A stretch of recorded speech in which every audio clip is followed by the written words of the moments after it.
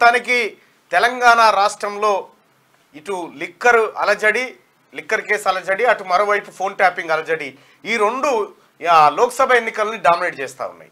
లోక్సభ ఎన్నికల వార్తలు ప్రధాన పత్రికల్లో అంటే పెద్ద స్పేస్ను ఆక్రమించుకుంటలేవు, కానీ ఈ లిక్కర్ స్కాము, ఆ తర్వాత ఫోన్ ట్యాపింగ్ స్కాము, ఈ రెండు వార్తలే ప్రధానంగా అన్ని పేపర్లలో ఒక పెద్ద వార్త కూర్చుంటా ఉన్నాయి. ఇప్పుడు దాదాపు నెల రోజుల నుంచి నడుస్తున్నటువంటి వ్యవహారం ప్రధాన అంశం అయిపోయింది తెలంగాణ రాష్ట్రంలో. నిజంగా తెలంగాణ ప్రజలు ఇప్పుడు లోక్సభ ఎన్నికల మూడ్లో ఉన్నారా, లేకపోతే ఈ అంశాలను తీక్షణంగా పరిశీలిస్తున్నారా ఏందనేది కొంచెం చూడాల్సినటువంటి అంశం. అయితే వాస్తవానికి కూడా అటు జాతీయ పార్టీలు కానీ రాష్ట్ర పార్టీలు కానీ ఏమున్నా ఒకటి దఫా సమీక్షలు ఇటు భారతీయ జనతా పార్టీ ఏమో వాళ్ళేదో చిన్న చిన్న సమీక్షలు, ఆ తర్వాత కాంగ్రెస్ పార్టీ కూడా నియోజకవర్గ సమీక్షలు చేస్తూ ఉంటే కేసీఆర్ కూడా ఈ ఆఖరి అభ్యర్థిని కూడా నిన్న ప్రకటించేసి ఆ సమీక్షల వరకు జరుగుతూ ఉంది. కానీ గట్టిగా ప్రచారంలోకి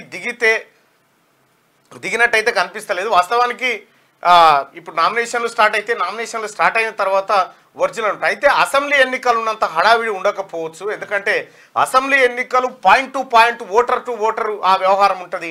కానీ ఇది పార్లమెంట్ నియోజకవర్గం అంటే దాదాపు 7 అసెంబ్లీ నియోజకవర్గాలు కవర్ చేస్తూ ఉంటుంది. కాబట్టి ఇక అప్పుడు అది గుంపులో గోవిందా, మీరు అసెంబ్లీలో ఎక్స్పెక్ట్ చేసినది కూడా ఎక్స్పెక్ట్ చేయొద్దు, ఇక ఇయ్యకపాయ ఎందుకంటే ఈడ అంత ఉండదు సినిమా.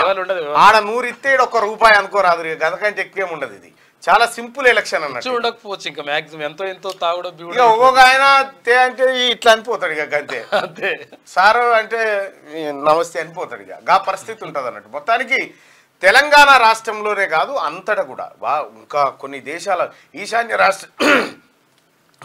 రాష్ట్రాలలో అయితే ₹1,00,000 ఎమ్మెల్యే అవుతారు. ఆడ ₹1,00,000 ఈడ 5 ఒక్కింటికి సరిపోయి ఈ పైసలు. ఈడ ఈ ఛత్తీస్గఢ్ లాంటి చోట 10 లక్షలకు ఎమ్మెల్యే.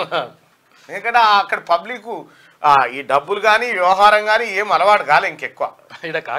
ఈడనేమో మన కేసీఆర్ మనకు ఓట్లకు మద్దతు ధర ఇవ్వమంటే ఓట్లకు మద్దతు ధర ఇచ్చేప్పుడు ఇక దాంతో పబ్లిక్ ఓట్లు వస్తే మినిమం 10,000 కొడతా అనుకుంటున్నాను ఒక ఆయన కాన్ఫిడెంట్ తోని. ఎన్నికలు ఎప్పుడు వచ్చినా కూడా వస్తే ఇస్తా, 10,000 వచ్చేది ఉంది, ఓ తానికేలా అంటాడు. 7,000 అంటే వస్తాయి, నువ్వు మినిమం 10 వచ్చేది ఉన్నాయి, రాగానే కడతానా నీ అప్పు, అట్లేం లేదు అని చెప్పి అంత భరోసాగా ఉండే పరిస్థితికి వచ్చింది. అంటే ఓటర్లు ఇక్కడి ఓటర్లకు అక్కడి ఒకసారి నేను ఉత్తరప్రదేశ్ పోతే హర్యానా పంజాబ్ నుంచి హర్యానా మీదుగా ఉత్తరప్రదేశ్కి వచ్చిన. ఉత్తరప్రదేశ్కి వస్తే అక్కడ ఒక పేద మహిళ ఇంటికి పోయినన్న, వాళ్ళు చమారులు ఉన్నట్టున్నారు. పేద మహిళ ఇంటికి పోతే ఆమె ఓటు కితనే మే బేస్తే అంటే హమ్ క్యూ బేస్తే ఓటు అన్నది, మేమెందుకు ఓటు అమ్ముతాం అని అంటున్నాను. అంటే ఆమె ఎంత రొట్టెలుగా ఆలోచిస్తుందాడా, ఆమె ఎంత మెచ్యూర్డ్గా ఆలోచిస్తుందో చూడండి. మేము ఓటు అమ్ముకునేటోళ్ళం కాదు, అసలు ఆ ఓటే లేకపోతే ఇంకా మన దగ్గరికి ఎవడొస్తాడు, అందుకోసమే ఓటు అమ్ముకోమని చెప్తున్నారు. ఆ మాట అటు పెడితే ఇక్కడ డిఫరెంట్ వాతావరణం ఉంది. తెలంగాణలోనే ఓటు విలువ ఎక్కువ అనుకుంటున్నాను నేను, నాకు తెలిసి. ఎందుకంటే ఇటు తమిళనాడు కానీ కర్ణాటక కానీ ఇటు దక్షిణ భారతదేశంలో కూడా ఓట్లు ఇంత ధర పెట్టి కొనేటువంటి రాజకీయ పార్టీలు కానీ పొలిటీషియన్స్ కానీ ఎక్కడ ఉండరు అనుకుంటా, దేశంలో లేదు. ఆ పరిస్థితి క్రియేట్ అయ్యారు. అయితే తెలంగాణలో ఒక విచిత్రమైనటువంటి వాతావరణం ఏముంటుందంటే ఒక్కొక్కసారి పబ్లిక్ పుర్రే తిరిగింది అనుకో, అవతలోడు 1,00,000 కోట్లు పెట్టినా ఓడిపోతాడు ఇక అంతే. ఎందుకంటే ఇక్కడి ప్రజలు సెంటిమెంటు, ఇక్కడి ప్రజలు ఆత్మగౌరవం అనేటువంటి అంశాల మీద ఫైనల్గా 1-2 సార్లు ఏమో అటు ఇటు చూసి ఓటేసినా, 3వసారి మాత్రం ఖచ్చితంగా ఆత్మగౌరవం చూసి సెంటిమెంటును చూసి ఓటేస్తారు.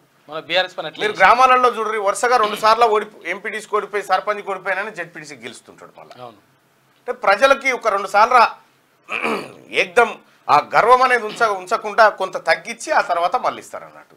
అంటే ఇటువంటి సెంటిమెంటు గ్రామాలలో సహజంగానే కనిపిస్తూ ఉంటుంది. ఇక ఓటర్లను ప్రలోభ పెట్టేటువంటి అంశాలు అనేకం ఉంటాయి తెలంగాణ రాష్ట్రంలో. కేసీఆర్ అయితే గతంలో ఒక అడుగు ముంగటికేసి ఇద్దరాల మొగల పంచాయతీలకు కూడా జ్వరపడ్డారు ఓటు గురించి.